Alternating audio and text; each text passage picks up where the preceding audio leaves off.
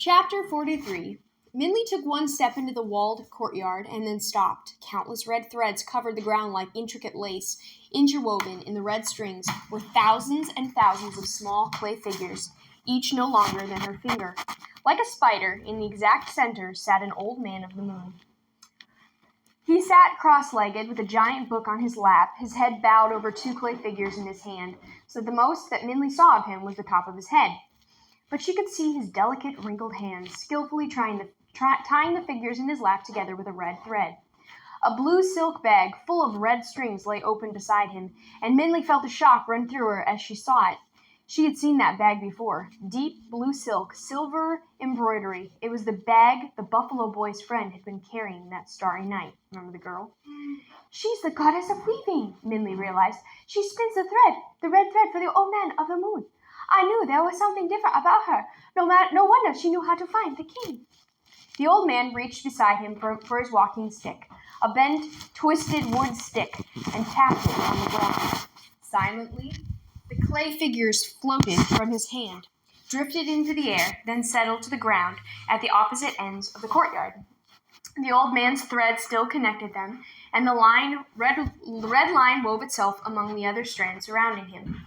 As Minli stared, the old man looked at her. The silver hair of his beard seemed to flow like a glowing waterfall and disappear into the folds of his robes, and his dark eyes matched the blackness of the night sky. "Ah," the old man said, "it's you." Minli nodded and bowed deeply. She would have kneeled on the ground, but she was afraid of disrupting the clay figures standing on the ground at her feet.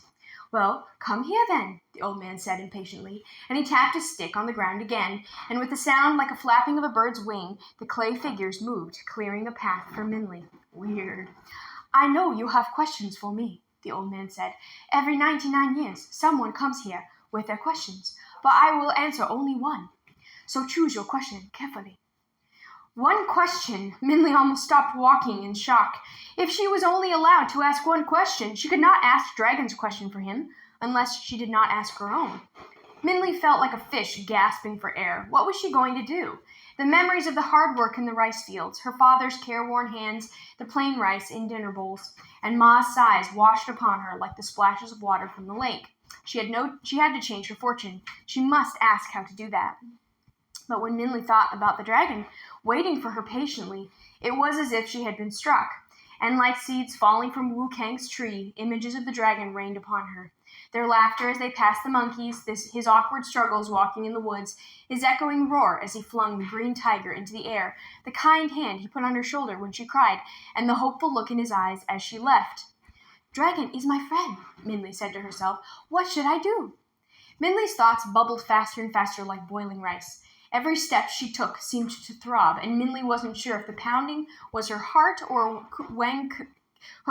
Wu Kang's axe in the distance. As she passed the clay statues, she thought she could see figures of the Goldfish man, the buffalo boy, the king, and Da Afu silently watching her, the little mini figures. Silently watching her. Minli's feet seemed to ignore her pleas for slowness. Like the kite being pulled in, she was being drawn toward the old man of the moon without delay. Before she could decide whose question to ask, Minli found herself facing him. The old man of the moon looked at her expectantly, his black eyes as unreadable as the night sky. Minli looked down into the open book on his lap. She recognized the open page on the king's borrowed line. The smoothed out folds and the holes she had made in it when she had turned it into a kite were still there. Yet now the paper was invisibly fastened in the book with only a thin line, like a scar, showing that it had never been removed. And the words had changed again. There was a single line of words running down the entire page. As she looked, Minli realized for the first time she could read the words. Or really the word, for the line was only made of one word, written over and over again, and that word was thankfulness. And suddenly, like the light when the clouds moved away from the moon, Minli knew clearly what question to ask. Wait a minute. What did the page always tell you? Like what you should do? Okay, so she read the word and she realized what she should do. "There is a dragon waiting at the bridge," she said. "Why can he not fly?" So the thankfulness, the page told her to be thankful. And so out of gratitude, being thankful for her friend and what he did for her, all the things he did for her, he asked his question instead of hers. Chapter 44. Ma and Ba continued to wait for Minli quietly and sadly. Even though they told themselves that they trusted Minli and believed she would return, Ma spent most of her time looking out the window, lost in thought, while Ba grew older and grayer every day. The only time they found comfort was in the evenings when Ba would tell a story to make the time pass faster. In the escape of Ba's tales, they would forget that Minli was not with them and imagine that she was there listening. One evening when the moon filled the sky, Ma spoke. "Husband," she said, "tonight I would like to tell you a story." Ba was slightly surprised, but nodded. The story that Ma told. Once there was a woman who had a kind husband and a beautiful daughter. A great mountain shadowed their home, making the land that they lived on poor and the house small. But there was always enough to eat, and the water always flowed in hot months, while a fire always burned during the cold ones. Yet the woman was not content. The woman begrudged the barren mountain and the meager land that swallowed her plain rice with bitterness. She frowned at the humble cotton of their clothes and sighed in the resentment at the tight rooms of the house. Day after day, the woman grumbled. When she heard stories of treasures of gold and jade, she was filled with envy. "Why do we have nothing?" she sulked in frustration. "We have no treasures, no fortune. Why are we so poor?" Her husband and her daughter worked harder every day, hoping to bring wealth to the house. But the unfeeling land did not cooperate, and the house remained cramped, and the clothes stayed modest, and there was always only just enough rice for the three of them. The woman also remained unhappy. Her displeasure grew like weeds, uncontrollable and tangling. The woman was so caught up in her dissatisfaction, she did not realize that she was planting seeds of discontentment in her daughter as well. Until then, her daughter had been pleased with her life, but now she began to feel troubled. The rice that filled their bowls began to taste bland. The clothes she had liked for their colors now felt rough, and the house that she had run freely around in had become stifling. Finally, unable to bear the growing frustration, the daughter stole away in the middle of the night, vowing not to return until she could bring a fortune back to her family. And it was only then that the woman saw the stupidity of her behavior. For without her daughter, the house became too large and empty, and she was not hungry for the extra rice. As the days passed in loneliness, fear, and worry, the woman cursed herself for her selfishness and foolishness. How lucky had she been! She was at last able to see that her daughter's love and laughter could not be improved by having the finest clothes or jewels. That joy had been in her home like a gift waiting to be opened. The woman wept tears for which there was no comfort. For all the time she had been longing for treasures, she had already had the one most precious. Now wiser, the woman could do nothing but to go to her husband, beg forgiveness for her actions, and hope to someday do the same with her daughter. She did not know if she would receive compassion from either, but she vowed that she would wait for it. If necessary, she would wait like the mountain that shadowed them. As Ma finished, she sat herself down at Ba's feet, and like a child, she placed her head in his lap. "Husband," she said, "I said it was your fault, that Minli ran away, and I was wrong. I am to blame. Minli knew I was discontent with our fortune. If I had not been, she would not have left. I am sorry." Ba could not speak. The moon outside was so full it looked as if it would burst, and moistness dampened his eyes. He placed his hand tenderly on Ma's head. "Ah, good," the fish said. "If you make happy those that are near, those that are far will come." Ma's head raised in a jerk. She looked over at the fish and then looked at Ba, her eyes widening.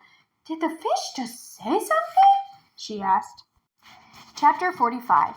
The dragon waited. Mornings rose, nights fell, but he did not move from the bridge.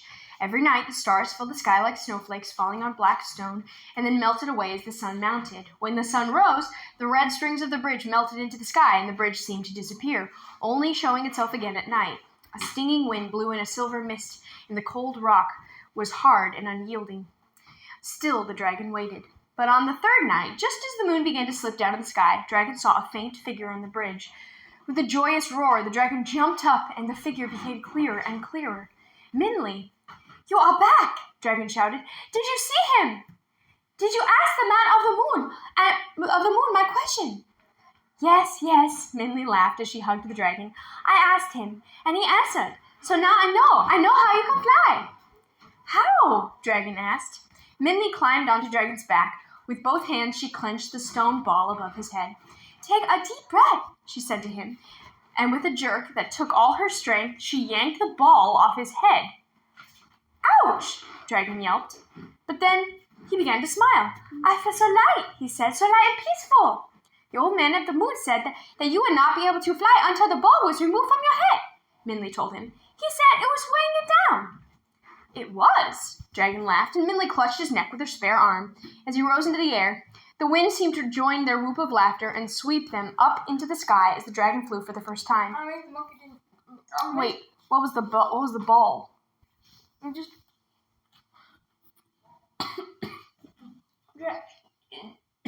In Japanese culture, in Chinese culture, dragons have a bulb on their head. A bulb? Mm-hmm. Non-flying dragons have a bulb. Oh, and weird. when you take them off, they fly. Oh, weird. The silver clouds embraced them and then parted as the dragon flew through as if he were rippling the sky. The pale moon looked as if it was smiling at them with a soft glow. As it skimmed the stars, Minli closed her eyes with delight. As they turned to the ground, the dragon asked, What about you? Did the old man tell you how to change your fortune? Minli was silent. Dragon turned to look at her. What happened? He asked. Did he not tell you? I didn't ask, Minli asked. I was only allowed one question. What? The dragon asked. You need to know. You have come all this way. We will fly back and you can ask him. Before Minli could utter a protest, the red cord bridge seemed to shriek, and as they turned to look at it, the bamboo stakes began to rip the ground, leaving ugly slashes as the bridge was dragged away from the land. The bridge jerked violently, the bamboo supports clattering as it was pulled up into the darkness. The old man of the moon will not see me again, Minli said. He won't answer my question for another 99 years. But you, the dragon sputtered, your fortune, your parents. It's all right, Minli told him. When it was time for me to choose, I suddenly saw I didn't have to ask. You did not? The dragon asked. No, Minli said, and suddenly memories rushed through her. She heard the buffalo boy's laughter as he refused her money, saw the king's generous smile as he willingly parted with his family's treasure, and remembered Da'afu's last words to her. Why would we want to change our fortune? They had said. She had shaken her head in confusion then, but now, finally, Minli understood all of it. Fortune was not a house full of gold and jade, but something much more, something she already had and did not need to change. I didn't ask a question, Minli said again and smiled, because I don't need to know the answer.